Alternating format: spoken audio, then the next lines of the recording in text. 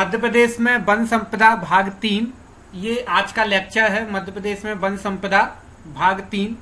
कल का जो लेक्चर था उसमें मैंने आपको मध्य प्रदेश में जो वन है, प्रशासनिक ढांचा मैंने बताया था मध्य प्रदेश का वनों से संबंधित किस प्रकार का है। मैंने बताया था कि मध्य प्रदेश में पूरे वन क्षेत्र को 16 वन व्यतों में बांटा गया है और उस तरह से फिर अलग अलग 63 उप वन मंडलों में बांटा गया है। और उस तरीके से मैंने कई सारे वन मंडल, उप वन मंडल, वन परिक्षेत्र मैंने आपको बताए थे मध्य प्रदेश के अंदर। मैंने कई महत्वपूर्ण वन इकाइयों के संबंध में बताया था आपको। वन से संबंधित योजनाओं के संबंध में मैंने आपको बताया था। और आपका फॉरेस्ट ट्रेनिंग स्कूल्स मैंने आपको बताए थे। कई ट्रेनिंग स्कूल्स और इंस्टीट्यूशंस के संबंध में मैंने आपको कल वनों से संबंधित बताया। सो नेक्स्ट स्लाइड, वनों से संबंधित विभिन्न पुरस्कार, हेडिंग डाल देना। मैंने कल कई सारी योजनाएं बताई थी वनों से संबंधित। सो मध्य प्रदेश से संबंधित कुछ वनों से संबंधित मैं कुछ पुरस्कारों के नाम बताऊंगा, इनसे संबंधित क्वेश्चंस बनते हैं। जैसे पहले नंबर पे है आपका वन प्रहरी पुरस्कार, ठीक है, महत्वपूर्ण है। वन प्रहरी पुरस्कार यह उन व्यक्तियों को दिया जाता है जो कि अपने क्षेत्र में वन की कटाई एवं वनों में आग लगने से रोकते हैं, ठीक है। वन प्रहरी पुरस्कार यानी कि ऐसे व्यक्तियों को यह पुरस्कार दिया जाता है जो वन की सुरक्षा करते हैं, संरक्षण करते हैं, उसमें जो है आपका कटाई होने से रोकते हैं, पेड़ काटने से रोकते हैं और आग लगने से रोकते हैं। अगला पुरस्कार है इसमें आपका महावृक्ष पुरस्कार। यह पुरस्कार जो है अति प्राचीन एवं विशिष्ट वृक्षों को पहचान कर उनके संरक्षण एवं विकास के लिए प्रोत्साहित करने हेतु दिया जाता है, ठीक है। सो ये पुरस्कार जो है महावृक्ष पुरस्कार, ये किसी व्यक्ति को नहीं दिया जाता, बल्कि यह पुरस्कार आपका वृक्ष को प्रदान किया जाता है। और कौन से वृक्ष को प्रदान किया जाता है ये पुरस्कार? आपका उन वृक्ष को, ऐसे पेड़ों को ये पुरस्कार दिया जाता है जो काफी पुराने पेड़ होते हैं और उन पेड़ों के संरक्षण हेतु उन्हें ये पुरस्कार दिया जाता है, जिससे कि उनको काटा ना जाए और उनके संरक्षण के हेतु प्रयास किए जाएं। ऐसा करने हेतु ये पुरस्कार आपका वृक्ष को दिया जाता है, महावृक्ष पुरस्कार। यदि आप लोग सिप्री में छतरी पर कहीं घूमने गए हो तो वहां पर एक पेड़ है जिसको महावृक्ष पुरस्कार मिला हुआ है और उस पर एक बोर्ड भी लगा हुआ है आपका कि इस वृक्ष को 2006 में महावृक्ष पुरस्कार मिला हुआ है, ठीक है। तो ये महावृक्ष पुरस्कार है। इसके बाद है आपका अगला पुरस्कार वनों से संबंधित वृक्ष मित्र पुरस्कार। ये भी वनों से संबंधित पुरस्कार है आपका वृक्ष मित्र पुरस्कार। यह पुरस्कार ऐसे व्यक्तियों को दिया जाता है जो वृक्षों की देखभाल करने, उन्हें विकास करने में सहायता प्रदान करता है। अब इस पुरस्कार का नाम बदलकर इंदिरा गांधी वृक्ष मित्र पुरस्कार कर दिया गया है। क्या नाम कर दिया गया है इसका? इंदिरा गांधी वृक्ष मित्र पुरस्कार। तो ये 3 पुरस्कारों के मैंने इसमें नाम बताए हैं आपको। वन प्रहरी पुरस्कार, ये उन लोगों को दिया जाता है जो वनों की सुरक्षा करते हैं, वनों में कटाई होने से रोकते हैं, आग लगने से रोकते हैं। महावृक्ष पुरस्कार, ये वृक्ष को प्रदान किया जाता है जो बहुत पुराने पेड़ होते हैं, उन पेड़ों के संरक्षण हेतु ये पुरस्कार दिया जाता है। और वृक्ष मित्र पुरस्कार, ये ऐसे व्यक्तियों को प्रदान किया जाता है जो वृक्षों को लगाते हैं, उनके विकास में सहायता देते हैं। ऐसे लोगों को वृक्ष मित्र पुरस्कार दिया जाता है। इसका नाम बदल के इंदिरा गांधी वृक्ष मित्र पुरस्कार कर दिया गया है। तो ये 3 पुरस्कार बताए हैं। यदि इसमें किसी को कोई क्वेश्चन हो, कंफ्यूजन हो तो आप पूछ सकते हैं, स्क्रीनशॉट लेकर के आप मेरे से इसको पूछ सकते हैं। फिर मैं नेक्स्ट स्लाइड बताता हूँ आपको, अगली स्लाइड इससे संबंधित।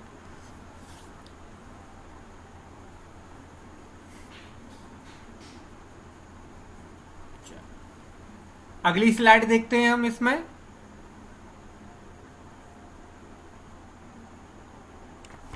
अगली स्लाइड है वन्य प्राणी पुरस्कार। ये भी एक पुरस्कार है आपका, वन्य प्राणी पुरस्कार। सर स्लाइड बैक करना। बिल्कुल, ये स्लाइड बैक कर दी मैंने। हो गया सर। हो गया क्या? हाँ सर। वन्य प्राणी पुरस्कार वन्य प्राणियों के संरक्षण में उत्कृष्ट योगदान के लिए यह पुरस्कार वन विभाग के कर्मचारियों एवं अधिकारियों को प्रदान किया जाता है। इस पुरस्कार की शुरुआत राज्य सरकार द्वारा 2008 में की गई थी।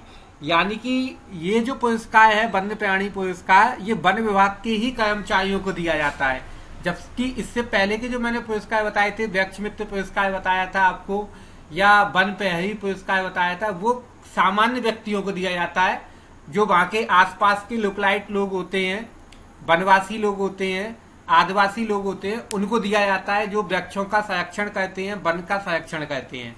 जबकि ये वन्य प्राणी पुरस्कार वन विभाग के अधिकारियों को प्रदान किया जाता है जो कि वहां के वन जीवों का संरक्षण करते हैं और अपने काम को उत्कृष्टता से करते हैं, उनको ये पुरस्कार प्रदान किया जाता है वन्य प्राणी पुरस्कार। 2008 में इसकी शुरुआत हुई थी। शहीद अमृता देवी बिश्नोई पुरस्कार, शहीद अमृता देवी बिश्नोई पुरस्कार, यह पुरस्कार 2008 से प्रतिवर्ष वन संरक्षण से संबंधित उत्कृष्ट कार्य करने वाले व्यक्तियों और संस्थाओं को दिया जाता है। शहीद अमृता देवी बिश्नोई पुरस्कार कब से प्रदान किया जा रहा है? आपका वर्ष 2008 से जो है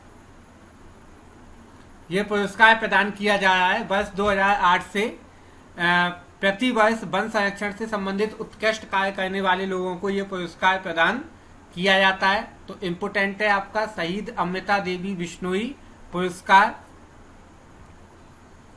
बसामन मामा स्मृति प्रणाली संरक्षण पुरस्कार, ये भी आपका जो है वन विभाग से संबंधित पुरस्कार है। बसामन मामा स्मृति प्राणी संरक्षण पुरस्कार, यह पुरस्कार विंध्य क्षेत्र में तथा राज्य स्तर पर वन प्राणियों के संरक्षण हेतु प्रदान किया जाता है। ये जो पुरस्कार है आपका बसामन मामा स्मृति प्राणी संरक्षण पुरस्कार, ये 2 स्तर पर प्रदान किया जाता है। एक तो विंध्य क्षेत्र में, विंध्य क्षेत्र मतलब रीवा, सतना, सीधी आदि क्षेत्र में आपका ये पुरस्कार दिया जाता है, और एक राज्य स्तर पर भी दिया जाता है। तो ये 2 स्तर पर ये पुरस्कार आप प्रदान किया जाता है, बसामन मामा स्मृति प्राणी संरक्षण पुरस्कार। ठीक है, ये जो पुरस्कार है आपका, इसकी अधिकतम राशि 2 लाख रुपए है। बसामन मामा जो है आपका ये विंध्य क्षेत्र का पुरस्कार है, इसकी 2 लाख रुपए राशि है। अधिकतम 3 दिए जाते हैं, प्रथम द्वितीय तृतीय। पहला 2 लाख, फिर दूसरे नंबर पर 1 लाख और तीसरे नंबर पर जो है आपका 50,000 रुपए का राशि प्रदान की जाती है बसामन मामा स्मृति प्राणी संरक्षण पुरस्कार के तहत। ठीक है, 2010 से ये प्रदान किया जा रहा है। कब से स्टार्ट हुआ है आपका? ये 2010 से प्रदान किया जा रहा है। तो ये मैंने आपको बताया इसके संबंध में, बसामन मामा स्मृति प्राणी पुरस्कार जो है स्मृति प्राणी संरक्षण पुरस्कार के संबंध में।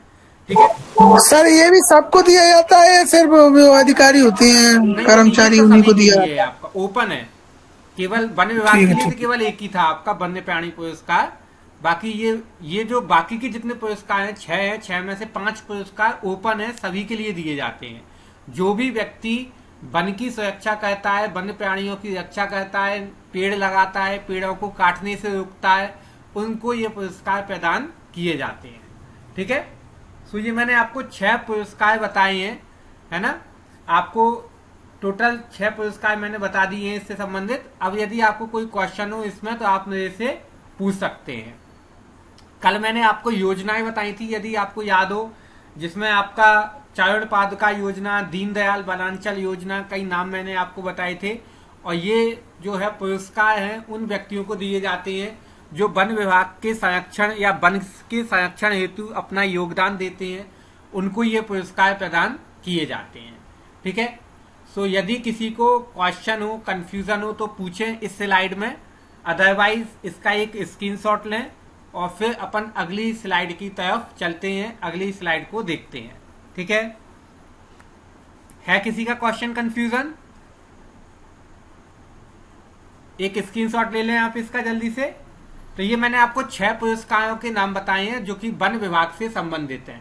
ठीक है, वनों से संबंधित 6 पुरस्कारों के नाम मैंने आपको बताए। अगली स्लाइड देखते हैं अपन। अब यहां से मैं आपको वन में, मध्य प्रदेश के वनों में कौन कौन से वृक्ष पाए जाते हैं उनके संबंध में जानकारी दूंगा, है ना।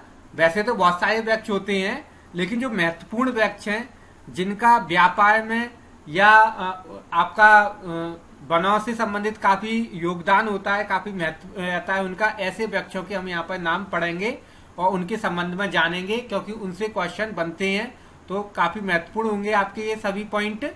इसको अपन देखते हैं। पहले नंबर पे आता है आपका सागौन, ठीक है। सागौन काफी महत्वपूर्ण वृक्ष है, आप सभी ने इसका नाम जरूर सुना होगा। तो मध्य प्रदेश में सागौन के वृक्ष सर्वाधिक मात्रा में पाए जाते हैं, ये आपका एक इम्पोर्टेंट फैक्ट है। मध्य प्रदेश में सबसे ज्यादा कौन से वृक्ष पाए जाते हैं, तो सागौन के वृक्ष पाए जाते हैं। मध्य प्रदेश के जंगलों में सबसे ज्यादा सागौन के वृक्ष पाए जाते हैं। ये क्वेश्चन बन भी चुका है, एक बार एग्जाम में पूछा जा चुका है। जैसा मैंने बताया कि वन विभाग से संबंधित जो पेपर होते हैं उनमें बहुत क्वेश्चन आते हैं इनसे आपके, और उनमें बहुत ज्यादा डिटेल में अपने को पढ़ना पड़ता है वन से संबंधित। तो सागौन के वृक्ष है मध्य प्रदेश में सर्वाधिक पाए जाते हैं।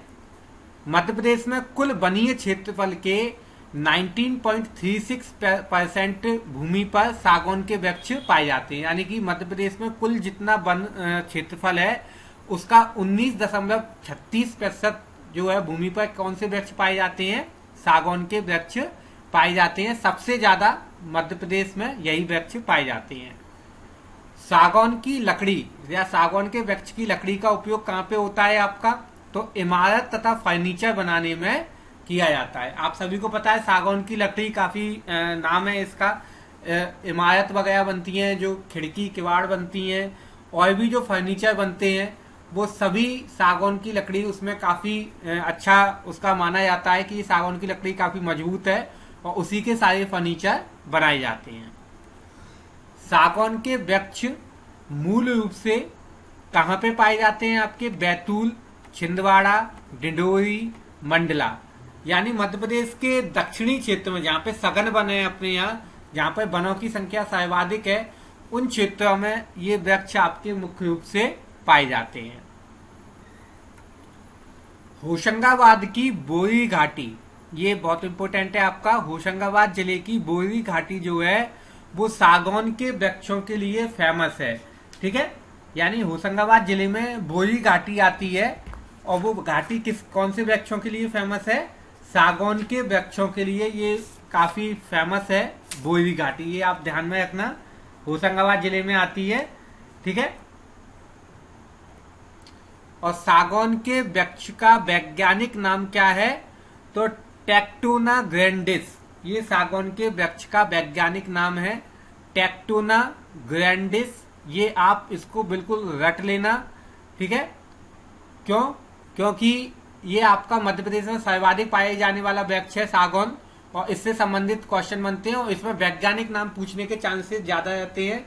टेक्टोना ग्रैंडिस इसका वैज्ञानिक नाम है सागौन के, है ना। आप इसको ऐसे याद कर सकते हो कि सागौन के वृक्ष का काम क्या होता है, इससे अपन फर्नीचर वगैरह बनाते हैं, तो इसकी लकड़ी को ट्रैक्टर में भर के लेकर के आते हैं, तो ट्रैक्टर से आप टेक्टोना ग्रैंडिस नाम आप लिंक करके याद कर सकते हो। ट्रैक्टर में भर के अपन इसकी लकड़ियां लेकर के आते हैं, तो टेक्टोना ग्रैंडिस इसका वैज्ञानिक नाम है, ठीक है।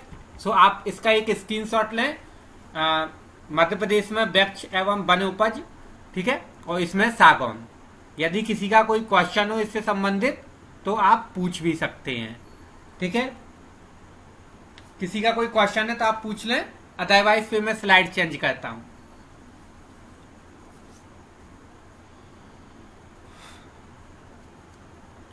स्लाइड चेंज करते हैं अपन। अगली स्लाइड, अगला वृक्ष है आपका साल का वृक्ष, ठीक है। साल के वृक्ष मध्य प्रदेश में पाए जाने वाले दूसरे सर्वाधिक वृक्ष हैं, ठीक है। मध्य प्रदेश में पहले नंबर पे सागौन आता है, दूसरे नंबर पे साल आता है। लेकिन अगर अपन देश की बात करें, भारत की बात करें, तो पूरे भारत में सर्वाधिक साल के वृक्ष कहाँ पाए जाते हैं, मध्य प्रदेश में पाए जाते हैं, ठीक है। साल, सागौन, ये सब आपके काफी महत्वपूर्ण वृक्ष हैं। तो देश में सर्वाधिक साल के वृक्ष मध्य प्रदेश में पाए जाते हैं और मध्य प्रदेश में इनका स्थान दूसरे नंबर पे आता है, क्योंकि पहले नंबर पर सागौन है आपका। ठीक है, मध्य प्रदेश के कुल वनीय क्षेत्र का 4.15% भूमि पर साल के वृक्ष पाए जाते हैं। 4.15 भूमि पर क्या पाए जाते हैं? साल के वृक्ष पाए जाते हैं कुल वनीय क्षेत्र के। साल के वृक्ष मुख्य रूप से मंडला, बालाघाट, सीधी, शहडोल जिलों में पाए जाते हैं। इन जिलों में आपका ये साल के वृक्ष, यहाँ पे सबसे ज्यादा घने जंगल हैं और सबसे ज्यादा घना जंगल कहाँ पे आपका मैंने बताया था बालाघाट में है ना, सघन वन है आपके बालाघाट में, और वहां पे आपके साल के वृक्ष बहुत आयत में पाए जाते हैं। आपको यदि ध्यान हो, मैंने आपको बेगा जनजाति बताई थी और उस टाइम पर मैंने बताया था कि बेगा जनजाति के लोग साल के वृक्ष की पूजा करते हैं। ठीक है, और उनका मानना होता है कि साल के पत्तों पर बूढ़ा देव का निवास होता है, तो वहां पर साल के वृक्ष बहुतायत में पाए जाते हैं, इसीलिए वो लोग स्थानीय वृक्ष है वहां का साल का, और वो लोग आपके साल के वृक्ष को पवित्र मानते हैं। इस वृक्ष की लकड़ी का उपयोग रेलवे स्लीपर बनाने में किया जाता है। रेलवे के जो स्लीपर बनाए जाते हैं वो किससे बनाए जाते हैं? साल के वृक्ष से की लकड़ी से बनाए जाते हैं। इसके अतिरिक्त यह लकड़ी वाहन तथा भवन के लिए भी उपयोग में लाई जाती है। साल के वृक्ष की लकड़ी की विशेषता यह है कि ये लकड़ी फैलती नहीं है ना, काफी मजबूत और कठोर लकड़ी रहती है। तो इसका उपयोग रेलवे स्लीपर बनाने में और आपका वाहन और भवन वगैरह को बनाने में, फर्नीचर बनाने में इसका उपयोग किया जाता है। साल के वृक्ष की लकड़ी का उपयोग। रेलवे स्लीपर क्या होता है आपका? यहाँ पे रेलवे स्लीपर से क्या तात्पर्य है? आप लोगों ने देखा होगा जो रेल की पटरी होती है, रेल की पटरी में बीच में आपका लकड़ी का मोटा सा एक तख्ता लगा होता है, गत्ता लगा होता है, इसको रेलवे स्लीपर बोला जाता है। ठीक है, हालांकि आजकल तो सीमेंट के लगने लग गए हैं, लेकिन आप पुरानी पटरियां देखोगे तो वहां पे लकड़ी के तख्ते लगे रहते हैं, और वो लकड़ी किसकी होती है? साल के वृक्ष की रहती है, तो उसी को रेलवे स्लीपर बोला जाता है, और इसको बनाने में साल के वृक्ष की लकड़ी का उपयोग होता है। तो ये काफी महत्वपूर्ण तथ्य है आपका, है ना। और भवन वगैरह बनाने में भी साल की लकड़ी का उपयोग होता है। साल के वृक्ष का वैज्ञानिक नाम क्या है? शोरिया रोबुस्ता, ये साल के वृक्ष का वैज्ञानिक नाम है। इसको भी आप याद करें, शोरिया रोबुस्ता। ठीक है, इसके साल के वृक्ष का वैज्ञानिक नाम है। और साल के अंदर बोरार नाम का एक कीट लग जाता है, जिसकी वजह से ये वृक्ष की लकड़ी खराब हो जाती है। तो कीट का नाम क्या है आपका? बोरार। बोरार नामक कीट लग जाता है, जिसकी वजह से ये इस वृक्ष की लकड़ी खराब हो जाती है। जैसे अपनी लकड़ी में आपका दीमक लग जाए, घुन लग जाए, ऐसे ही बोरार नाम का एक कीट होता है, वो साल में लग जाता है, जिससे साल की लकड़ी खराब हो जाती है। तो ये मैंने कुछ फैक्ट बताए हैं आपको साल से संबंधित, साल के वृक्ष से संबंधित। यदि इसमें आपको किसी को कोई क्वेश्चन हो, कोई कंफ्यूजन हो, तो आप पूछ लें मेरे से, है ना। अगर किसी को कोई चीज समझ में ना आई हो तो मैं उसको एक्सप्लेन कर दूंगा, अदरवाइज पे मैं नेक्स्ट स्लाइड चेंज करता हूं। अगला जो प्रमुख वृक्ष है वो है बांस का। बांस भी आपका महत्वपूर्ण है, मध्य प्रदेश में पाया जाता है बहुत ज्यादा मात्रा में। तो मध्य प्रदेश में बांस जो है आपका मुख्य रूप से बालाघाट, बैतूल, जबलपुर, छिंदवाड़ा, सिवनी, खंडवा, होशंगाबाद, सागर आदि क्षेत्रों में पाया जाता है। अच्छा, आप ये देखो कि इनमें कोई भी वृक्ष का नाम आता है, जो बड़े बड़े वृक्ष हैं, उनमें हमेशा दक्षिण या पूर्वी जिलों के नाम ही आएंगे, कभी भी पश्चिमी या उत्तर जिलों के नाम नहीं आएंगे। ऐसा नहीं आएगा कि धार पाया जाता है उज्जैन में है या रतलाम में है। क्यों? क्योंकि यहाँ पे इतने ज्यादा वन है ही नहीं है। वन किस तरफ है? अपने वन जो है अपने यहाँ सबसे ज्यादा दक्षिण में है या फिर पूर्वी क्षेत्रों में वन है, उनमें भी सबसे ज्यादा दक्षिणी क्षेत्रों में है। ठीक है, अभी हाल ही में बांस को वृक्ष की श्रेणी से हटा करके घास की श्रेणी में डाल दिया गया, यानी अब बांस जो है वो वृक्ष नहीं है, अब क्या बन गया है? बांस आपका घास कहलाता है या घास की श्रेणी में आ गया है। इसका वैज्ञानिक नाम क्या है आपका? बाम्बूसोइड इसका वैज्ञानिक नाम है। इसका वैज्ञानिक नाम याद है हमें रखना आपका, बैम्बू से याद हो जाएगा आपका। इसका वैसे बैम्बू बोलते हैं बांस को, तो इसका वैज्ञानिक नाम बाम्बूसोइड है। ठीक है, बांस का। देश में बांस उत्पादन में मध्य प्रदेश का द्वितीय स्थान है। कौन सा स्थान है? बांस की खेती के संबंध में मध्य प्रदेश का दूसरा स्थान है। यहाँ प्रति वर्ष औसतन 50 लाख टन बांस का उत्पादन होता है। यानी मध्य प्रदेश में कितना बांस पैदा होता है? हर वर्ष, हर साल 50 लाख टन बांस का उत्पादन होता है। बांस की लकड़ी का उपयोग कागज बनाने में, लुगदी बनाने में, चटाई बनाने में, डलिया बनाने में, टोकरी, छप्पर आदि बनाने में किया जाता है। मुख्य रूप से तो इसका उपयोग कागज बनाने में होता है आपका। कागज की जो लुगदी बनती है वो बांस की द्वारा ही बनती है, बांस की बनाई जाती है, तो कागज बनाने में इसका मुख्य रूप से उपयोग होता है।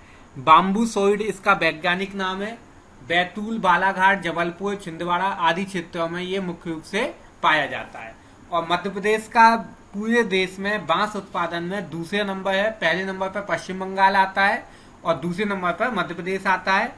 टोटल 50 लाख टन बांस का उत्पादन मध्य प्रदेश से हर साल होता है।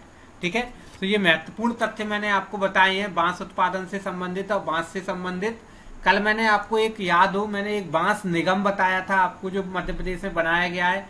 ठीक है, आपने किसी ने पूछा भी था उसके संबंध में, है ना, कि ये क्या चीज है।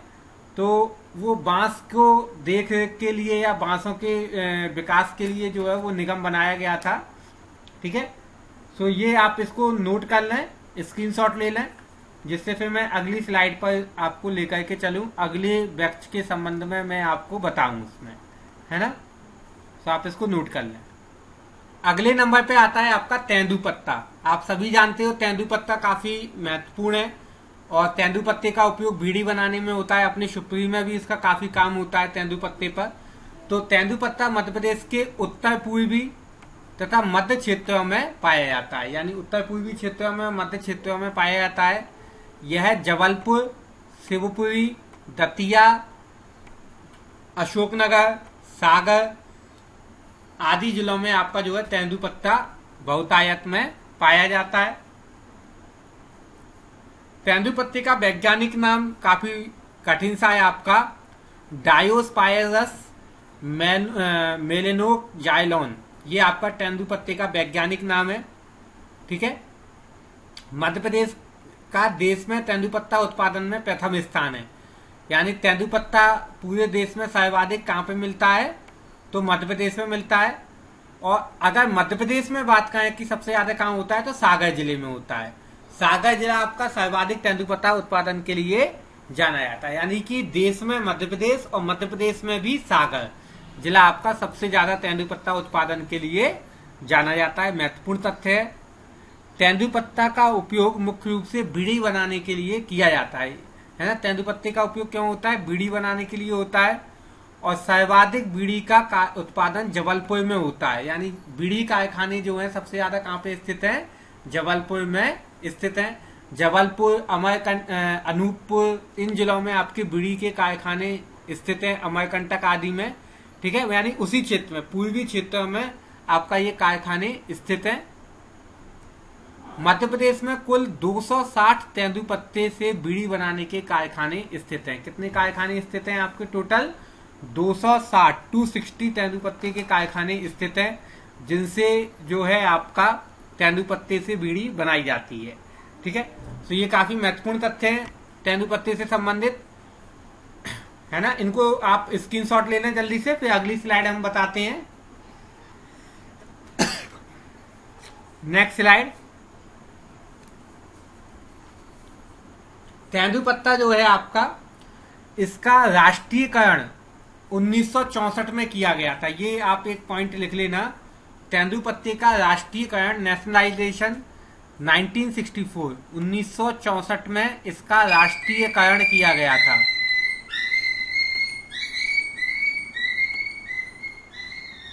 ठीक है, तेंदुपत्ते का राष्ट्रीयकरण 1964 में किया गया था। महत्वपूर्ण तथ्य है ये, आप इसको नोट कर लेना। राष्ट्रीयकरण लिख लेना आपका। ठीक है, सो ये तेंदुपत्ते के संबंध में हो गया पूरा फैक्ट जो मेरे को बताना था। तेंदुपत्ते का उपयोग मुख्य रूप से बीड़ी बनाने के लिए होता है। अपने शिवपुरी में भी तेंदुपत्ते पर काफी काम होता है ना। तेंदुपत्ता तोड़ करके बीड़ी बनाने का काम होता है। लेकिन मध्य प्रदेश में सर्वाधिक बीड़ी कहाँ पे बनाई जाती है? आपकी जबलपुर में होता है। ये आपको फैक्ट ध्यान में रखना है। और सबसे ज्यादा तेंदुपत्ता कहाँ से प्राप्त होता है? तो वो सागर जिले से प्राप्त होता है। ठीक है, अब इसका एक स्क्रीनशॉट ले लें, फिर अपन अगली स्लाइड पे चलते हैं। नेक्स्ट स्लाइड देखते हैं। अब अगला वृक्ष है खैर का वृक्ष। ठीक है, आपने इसका भी नाम सुना होगा, खैर का वृक्ष। खैर के वृक्ष का उपयोग कत्था बनाने के लिए किया जाता है। जो आपका पान में कत्था यूज किया जाता है वो किससे बनता है? खैर के वृक्ष से बनता है। खैर के वृक्ष मध्य प्रदेश के उत्तरी तथा पूर्वी क्षेत्रों में पाया जाता है सबसे ज्यादा। और कहाँ पर? शिवपुरी, गुना, श्योपुर, मुरैना, जबलपुर, सागर, दमोह आदि क्षेत्रों में खैर के वृक्ष पाए जाते हैं। अपने शिवपुरी में भी खैर का वृक्ष बहुतायत में मिलता है। इसी वजह से यहाँ पे कत्था मिल है आपका, आपने सुना होगा। खैर के वृक्ष से कत्था बनाने का कारखाना शिवपुरी में स्थित है। खैर के वृक्ष की लकड़ी बहुउपयोगी होती है। इसका उपयोग कत्था बनाने के अतिरिक्त पेंट बनाने, पेंट यानी जो पेंटिंग करने में जिस पेंट का उपयोग होता है, कलर पेंट बनाने में, चर्म शोधन में यानी चमड़ा साफ करने में, और औषधि के रूप में भी किया जाता है। यानी बहुउपयोगी लकड़ी होती है। आपका कत्था तो बनता ही है, इसके अलावा आपका कलर पेंट वगैरह बनाने में भी इसका उपयोग होता है। चर्म शोधन यानी चमड़े को साफ करने में, और औषधि के रूप में खैर की लकड़ी का उपयोग होता है। तो काफी महत्वपूर्ण तथ्य है ये। खैर से कत्था बनाने के कारखाने बानमौर और शिवपुरी जिले में स्थित हैं। तो आपके दो कारखाने हैं मध्य प्रदेश में, बामौर में है और एक शिवपुरी जिले में स्थित है। खैर की लकड़ी से कत्था बनाने का कारखाना। ठीक है, शिवपुरी जिले का कारखाना तो लगभग आप सभी ने देखा ही होगा। और बामौर में भी कत्था कारखाना स्थित है जो कि खैर की लकड़ी से बनता है। खैर के वृक्ष का वैज्ञानिक नाम आपका अक्सिया कटेचू। खैर के वृक्ष का वैज्ञानिक नाम मैंने बताया नहीं था, अक्सिया कटेचू, ये लिखा है आपका नीचे। खैर के वृक्ष का वैज्ञानिक नाम अक्सिया कटेचू है। ठीक है, ये आप नोट कर लेना, है ना। चलो अब हो गया होगा। अब नेक्स्ट देखते हैं अपन, लाख देखते हैं। सो लाख आपका जो है वृक्षों से प्राप्त होने वाली एक वन उपज है। और ये आपका पलाश, कुसुम आदि के वृक्षों से प्राप्त होती है। इसका निर्माण कैसे होता है? लाख का निर्माण तो मादा लाख कीट होती है एक, जिसको लेसिफेरा लेक्का नाम है इसका कीट का। उसके स्नाव से, यानी वो एक रस छोड़ती है, उस रस से जो है आपका लाख लेसी पेरा नहीं है, लेसी पर है। हाँ, मादा लेसिफर फेया है यार, फेया ही लिखा है बुक में भी। ठीक है, मादा कीट है आपका लेसिफेरा लेक का, के स्नाव से जो है आपका ये लाख बनती है। और लाख का उत्पादन मध्य प्रदेश के बिहार, मध्य प्रदेश में बिहार के बाद दूसरे स्थान पर होता है। यानी सबसे ज्यादा कहाँ पे होता है? बिहार में। और मध्य प्रदेश का कौन सा स्थान है लाख उत्पादन में? आपका दूसरे नंबर पे है। इसका वैज्ञानिक नाम है आपका टेकार्डिया लेका। ये किसका वैज्ञानिक नाम है आपका? ये लाख का वैज्ञानिक नाम है टेकार्डिया लेका। ठीक है, लाख का उपयोग मुख्य रूप से कड़े बनाने तथा कार्यालयों में सील लगाने के लिए किया जाता है। इसके अतिरिक्त लाख का उपयोग सौंदर्य प्रसाधन बनाने में भी किया जाता है। सौंदर्य प्रसाधन बनाने में भी लाख का उपयोग होता है, कड़े बनाने में होता है, आपके विभागों में, कार्यालयों में सील आदि लगाने में भी लाख का उपयोग होता है। तो ये महत्वपूर्ण तथ्य है लाख से संबंधित जो मैंने आपको बताए हैं। मध्य प्रदेश के उमरिया जिले में लाख से चपड़ी बनाने का कारखाना स्थित है। यानी उमरिया जिले में सरकारी कारखाना स्थित है जहां से आपका लाख बनाई जाती है या लाख की चपड़ी बनाई जाती है। तो ये उमरिया जिले में स्थित है आपका।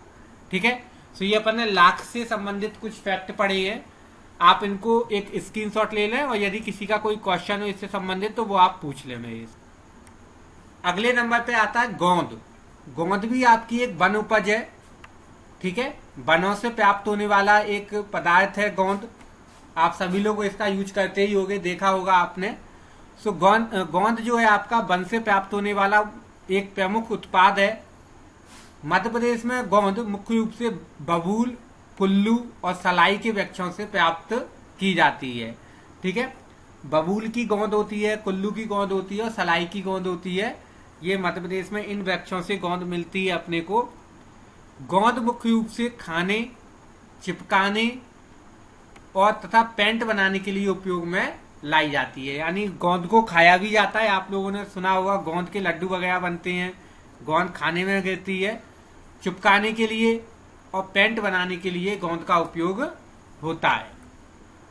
जो बबूल के वृक्ष से प्राप्त होने वाली गोंद को अरेबिक गोंद बोला जाता है। बबूल के वृक्ष से जो गोंद प्राप्त होती है वो कौन सी गोंद कहलाती है? अरेबिक गोंद कहलाती है। और इसका उपयोग खाने के लिए किया जाता है, यानी बबूल से प्राप्त होने वाली गोंद का उपयोग खाने के लिए किया जाता है। महत्वपूर्ण तथ्य है, ठीक है। इसके अलावा आपका इसके अतिरिक्त कुल्लू गोंद का उपयोग चिपकाने के लिए होता है। कुल्लू के वृक्ष से जो गोंद प्राप्त होती है उसका उपयोग क्यों होता है? चिपकाने के लिए होता है, ठीक है। और सलाई गोंद का उपयोग जो है आपका पेंट तथा वार्निश बनाने के लिए किया जाता है। पेंट और वार्निश बनाने के लिए कौन सी गोंद का उपयोग होता है? सलाई गोंद का उपयोग होता है। तो ये महत्वपूर्ण तथ्य हैं आपके। बबूल गोंद का उपयोग आपका खाने में, कुल्लू गोंद का उपयोग चिपकाने में और सलाई गोंद का उपयोग पेंट आदि बनाने के लिए किया जाता है, ठीक है। गोंद मुख्य रूप से धार, झाबुआ, खंडवा, खरगोन, ग्वालियर के क्षेत्रों में बहुतायत में प्राप्त होती है। तो ये मैंने आपको गोंद से संबंधित आपको फैक्ट बताई। एक महत्वपूर्ण वन उपज है, चाहे वो लाख हो या गोंद हो, ये सब आपका वन उपज है, वन से प्राप्त होने वाली उपज है, ठीक है। और इनके संबंध में अपन ने जाना, तो आप इसका एक स्क्रीनशॉट ले लें। और यदि इसका संबंध में किसी से कोई क्वेश्चन हो, कुछ समझ में ना आया हो किसी को, तो वो आप मेरे से पूछ सकते हैं इसके बारे में। अब अगला अपन देखते हैं महुआ। महुआ वृक्ष से प्राप्त होती है आपकी, और ये सभी लोग इसके बारे में जानकारी रखते होंगे। महुआ वृक्ष का उपयोग मुख्य रूप से आपका शराब बनाने के लिए और औषधीय कामों के लिए होता है। यानी शराब आदि बनती है, महुआ की शराब बनती है, औषधीय कामों के लिए भी इसका उपयोग किया जाता है। यह वृक्ष मध्यम वर्षा क्षेत्रों में पाया जाता है। और मध्यम वर्षा क्षेत्र अपने यहाँ कौन से हैं? पूर्वी जिले हैं। तो पूर्वी जिलों में यह वृक्ष मुख्य रूप से पाया जाता है महुआ का। इसका वैज्ञानिक नाम मधुका लैंगीफोलिया, ये लॉन्गीफोलिया, ये इसका वैज्ञानिक नाम है महुआ का, ठीक है। और ये आपका ज्यादातर झाबुआ, अलीराजपुर, शहडोल, अनूपपुर, डिडोरी, मंडला, इन जिलों में ये आपका प्राप्त होता है महुआ का वृक्ष। तो महुआ का उपयोग आपका किसके लिए होता है? शराब बनाने के लिए, अल्कोहल बनाने के लिए, औषधि बनाने के लिए, तेल निकालने के लिए, इन सब कामों के लिए महुआ को उपयोग में लाया जाता है। मधुका लॉन्गीफोलिया इसका नाम होता है, वैज्ञानिक नाम है, ठीक है। तो ये आप इसके संबंध में जानकारी रखें, है ना। ये अपन ने महुआ के बारे में पढ़ा, है ना। अगर इसमें किसी को कोई क्वेश्चन कंफ्यूजन है तो आप मेरे से पूछ सकते हैं इसके बारे में।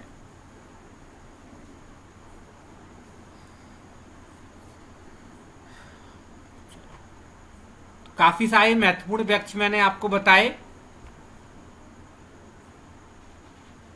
तो ये अपन ने लगभग काफी महत्वपूर्ण वृक्षों के बारे में मैंने आपको मध्य प्रदेश में जो है उनके संबंध में बताया है, जो बहुतायत में पाई जाते हैं, जिनकी वन उपज काफी मायने रखती है व्यापारिक दृष्टि से, उनके संबंध में अपन ने जाना।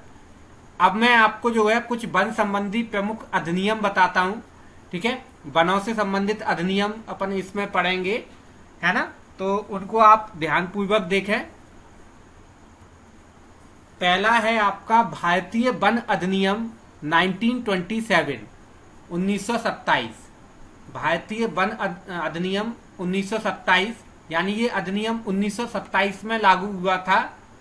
ठीक है, इसका उद्देश्य क्या है? वनों की उपज के अभिवहन एवं शुल्क से संबंधित यह अधिनियम 1 नवंबर 1956 को मध्य प्रदेश में लागू हुआ। 1927 में भारत में आ गया था, और चूंकि मध्य प्रदेश का गठन 1 नवंबर 1956 को हुआ है, इसीलिए मध्य प्रदेश में ये अधिनियम कब से लागू हुआ? 1 नवंबर 1956 से लागू हुआ। वन उपज के अभिवहन और शुल्क से संबंधित ये अधिनियम है। मध्य प्रदेश में वन संरक्षण एवं प्रबंधन से संबंधित 2 अधिनियम और हैं आपके। मध्य प्रदेश ग्राम वन अधिनियम 2015 एवं मध्य प्रदेश संरक्षित वन अधिनियम, ये भी 4 जून 2015 को लागू हुआ है। ये 2 अधिनियम और हैं आपके मध्य प्रदेश में वन संरक्षण से संबंधित। ठीक है, सो ये 2 अधिनियम, मैंने आपको 3 अधिनियम बता दिए इसमें।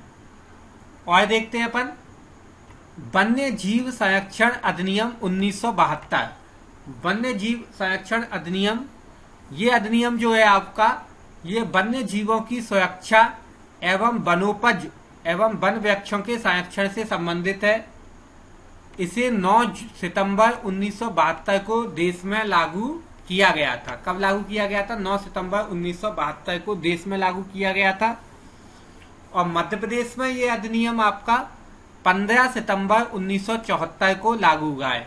तो देश में 9 सितंबर 1972 को लागू हुआ है, मध्य प्रदेश में 15 नवंबर 1974 को लागू हुआ है वन्य जीव संरक्षण अधिनियम। ये अधिनियम का मतलब कानून है, ये आपके वन्य जीवों की सुरक्षा से संबंधित है, आपका वन उपज से संबंधित कानून है, जो कि कब कब आए हैं और मध्य प्रदेश में कब लागू हुए हैं, उनसे संबंधित ये अपन फैक्ट पढ़ रहे हैं। ठीक है, सो आप इसका एक स्क्रीनशॉट ले लें, और यदि इनमें कोई क्वेश्चन हो, कोई कंफ्यूजन हो किसी का, तो वो भी आप मेरे से पूछ सकते हैं। मध्य प्रदेश कास्ट चयन अधिनियम, ठीक है, तो 1984 में आया है ये। मध्य प्रदेश में यह अधिनियम वनों की सुरक्षा एवं आरा मिलों की स्थापना से संबंधित है। आरा मिल यानी जहां पर आपका लकड़ी वगैरह काटी जाती है, चीरी जाती है, उनकी स्थापना से संबंधित एक कानून है मध्य प्रदेश कास्ट चयन अधिनियम 1984। ठीक है, मध्य प्रदेश में ये 15 दिसंबर 1984 का लेना, ये 83 नहीं है, 1984 है। मध्य प्रदेश में ये 15 दिसंबर 1984 को लागू हुआ है मध्य प्रदेश कास्ट चयन अधिनियम। एक और है आपका मध्य प्रदेश तेंदुपत्ता व्यापार अधिनियम। मध्य प्रदेश तेंदुपत्ता व्यापार अधिनियम, तेंदुपत्ता से संबंधित है ये आपका। सर स्लाइड आ रही, स्लाइड नहीं आ रही आपके पास में, आ जाएगी। अभी मैं स्टॉप करके फिर से रिकनेक्ट कर देता हूं, आ जाएगी।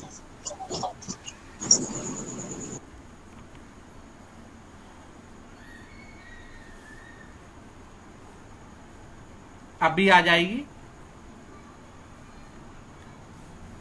ठीक है, अब आ गई होगी आपके पास है। मध्य प्रदेश तेंदुपत्ता व्यापार अधिनियम 1964 में आया है ये। और ये जो अधिनियम है, ये अधिनियम आपका तेंदुपत्ता व्यापार को बढ़ावा देने से संबंधित है, और मध्य प्रदेश में तेंदुपत्ता व्यापार को प्रथम स्थान पर लाने से संबंधित है ये अधिनियम आपका, इसका उद्देश्य है ये। और मध्य प्रदेश में यह अधिनियम 28 नवंबर 1964 को लागू किया गया था। कब लागू किया गया है? 28 नवंबर 1964 को ये अधिनियम लागू किया गया है, मध्य प्रदेश तेंदुपत्ता अधिनियम। ठीक है, सो ये मैंने आपको 4 अधिनियम अभी तक बता दिए हैं। आप इसका एक स्क्रीनशॉट ले लें जल्दी से, है ना। फिर अपन अगली और अंतिम स्लाइड को पढ़ते हैं इसमें, नेक्स्ट स्लाइड। ठीक है, एक इसका स्क्रीनशॉट लें आप, मध्य प्रदेश में अधिनियम से संबंधित।